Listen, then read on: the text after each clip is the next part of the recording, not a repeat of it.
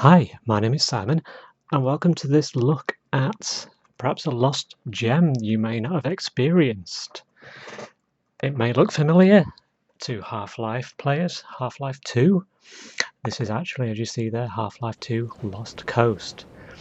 Now, this was originally planned as a section of the Highway 17 chapter of Half-Life 2, and released 1 year later after that game. Lost Coast is a playable technology showcase that introduces high dynamic range lighting to Valve's Source engine. And in this short game, short chapter experience, we can turn on, and we will do, narrative nodes where the cast of the developers and producers talk about the various aspects of the technology in this engine and the way they designed this in various regions. So I'll jump in. I'm not going to speak anymore, but if you do like this video, please like, share with your friends. Let me know in the comments if you've played this. If you're a lapsed PC player, perhaps you might want to dust off that box, get back on Steam, and download this, as I say, this lost gem, this lost coast. Enjoy.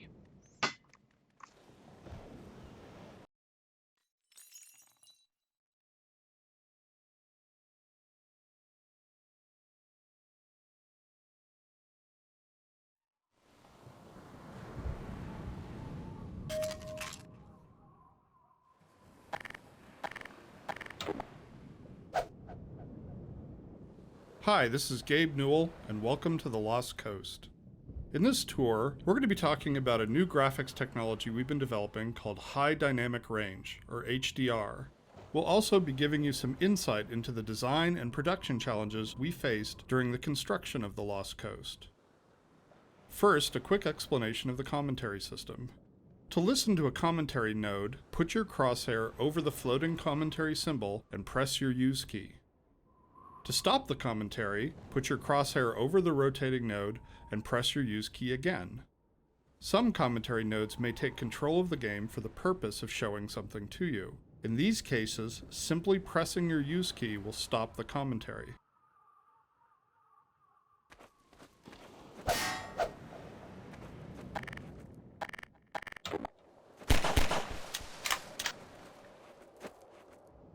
With conventional rendering, seen here on the left, if something on the screen is 20% reflective, like the wet sand, then the maximum reflected brightness can only be 20% of the maximum brightness of your monitor.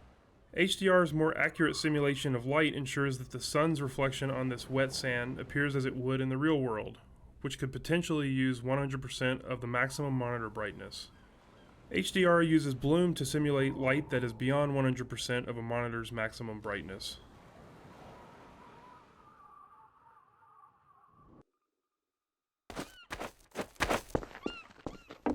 The process of building characters in Half-Life 2 taught us many things.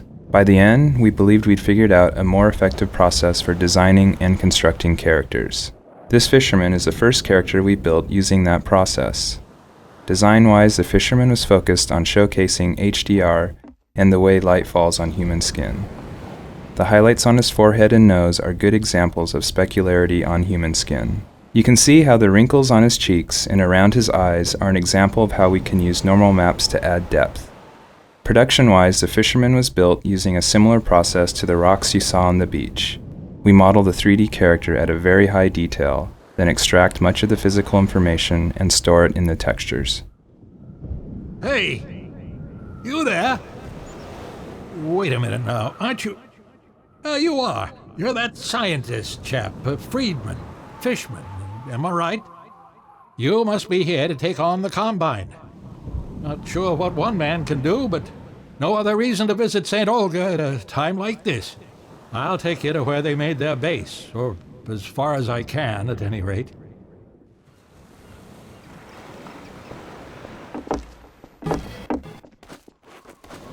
When the art team started to think about a location that would demonstrate the power of HDR, a beach was one of the first choices we made.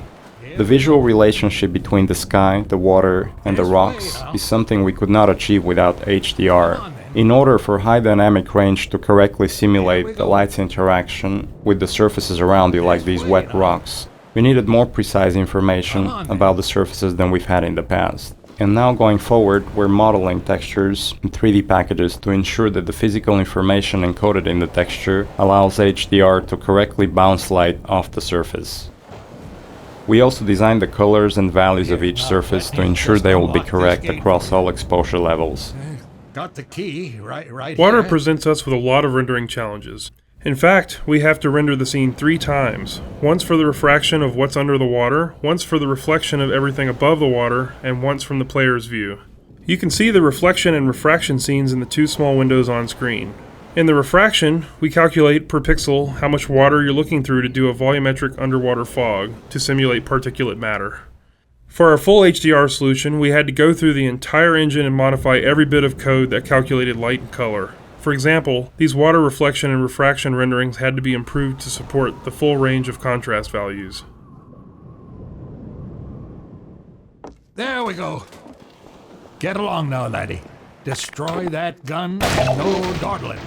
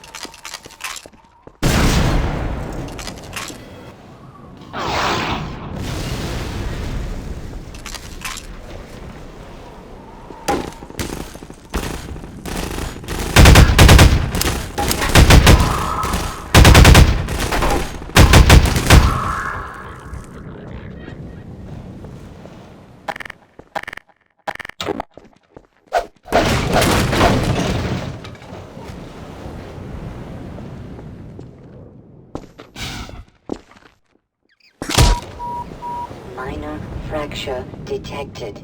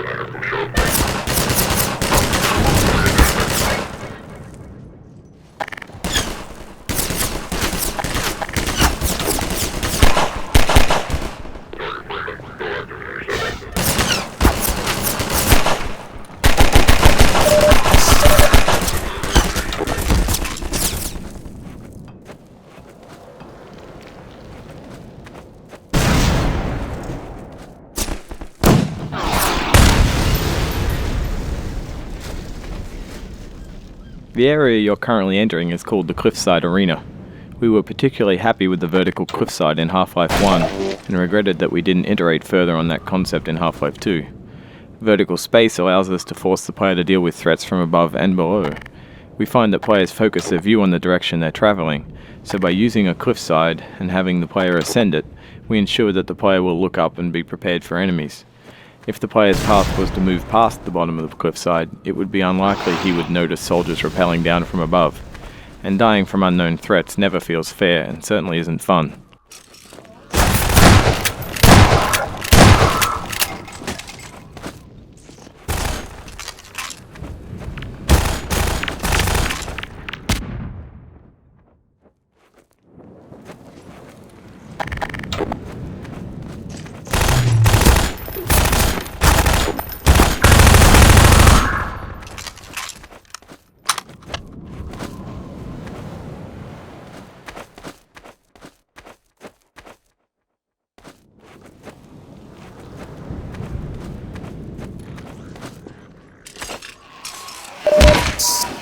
Minor fracture detected.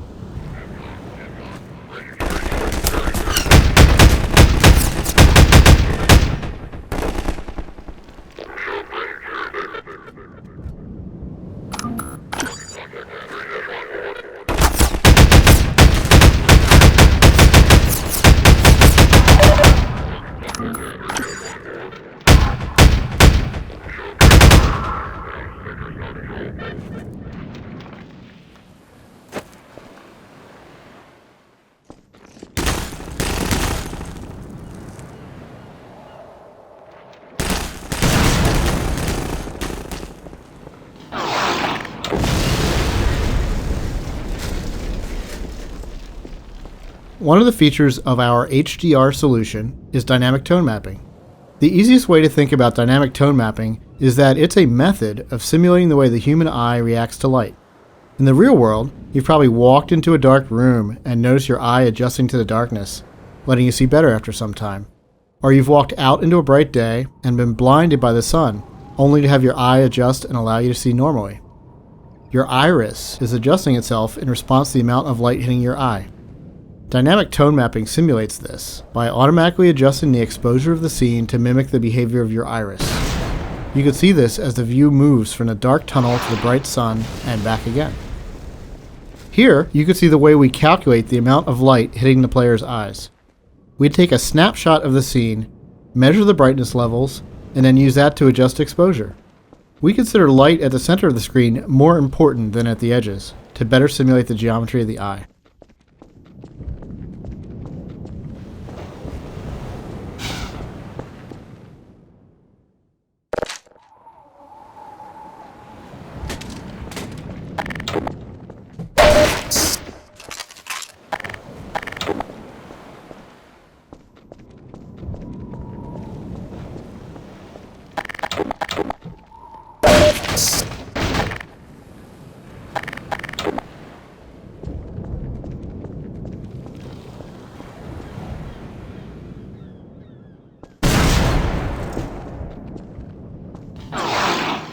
The courtyard in front of you is a space we call an arena. Arenas are built to hold the player for a period of time and usually contain combat or some other challenge. They often have multiple entry points for enemies, along with a gate of some kind to prevent the player moving on until the challenge has been completed. In this case, the arena is free of enemies until the player solves a puzzle and triggers an alarm. This is a method that allows the player to explore the arena and get a sense of its space before being forced to fight in it. It adds a sense of uneasiness to the player who's expecting to be attacked now that they've reached the goal set for them at the start of the map.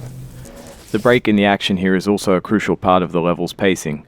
It allows the player to recover and explore the world a little after being attacked on the way up the cliffside.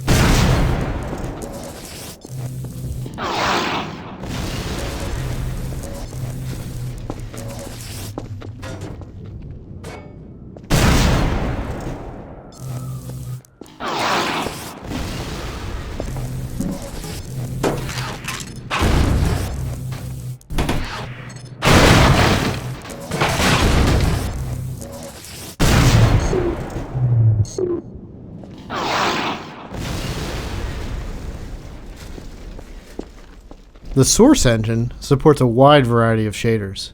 The refraction shader on the window here requires us to copy the scene to a texture, refract it, and then apply it to the window surface. To fully support HDR, every shader in the engine needed to be updated. So this refraction shader was improved to support the full range of contrast. If you viewed the sun through this window, it would be refracted correctly.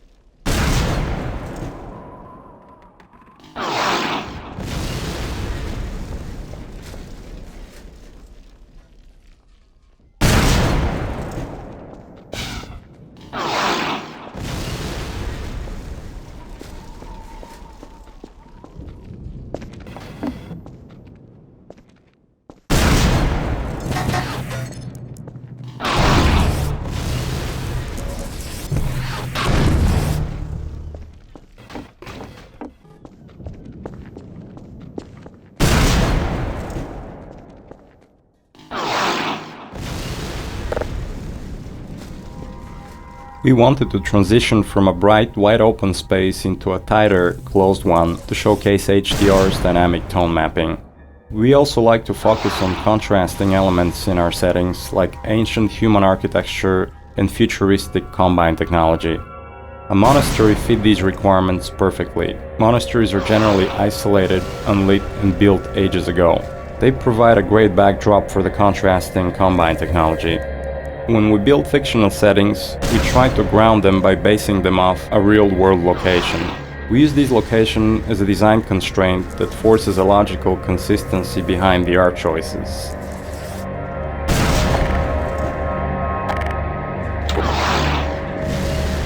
Churches are great dramatic spaces.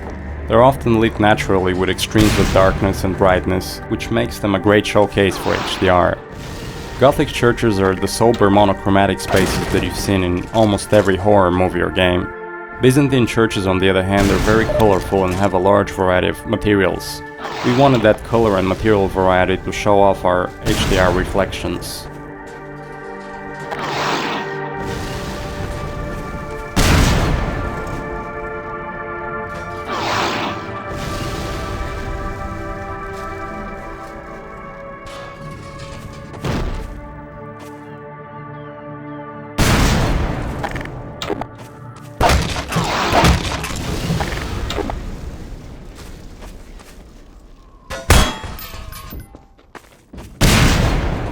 Our games are filled with things we call gates, which are essentially just challenges that the player must overcome to drive the experience forward. We used a puzzle here since the player has been through combat and exploration recently. When we design challenges, we try to ensure that the player's goal and the action required by the player are both fun.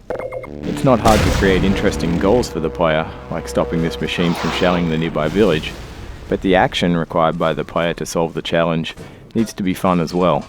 So instead of something menial, such as hitting an off switch, the player gets to use physics to jam the gun's mechanism and cause it to break.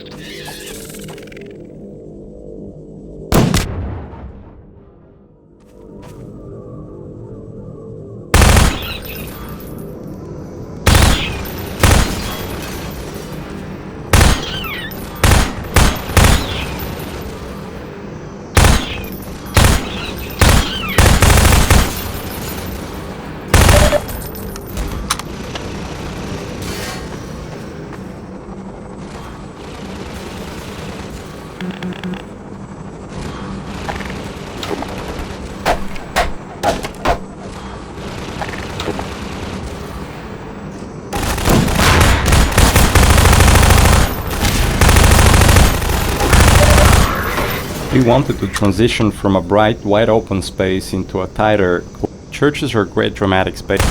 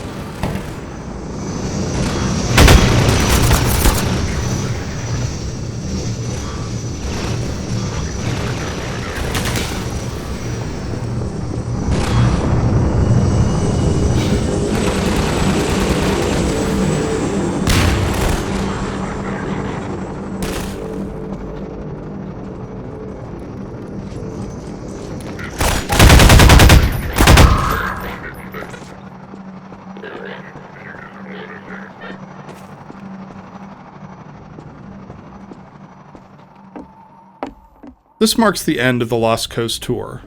This has been an experiment on our part to see if our community would find it interesting to learn more about our development process. As always, we're interested in your feedback. I can be reached at gaben, Gaben, at valvesoftware.com. If people like this, we'll keep producing this kind of content for all of our games going forward. Thanks for listening.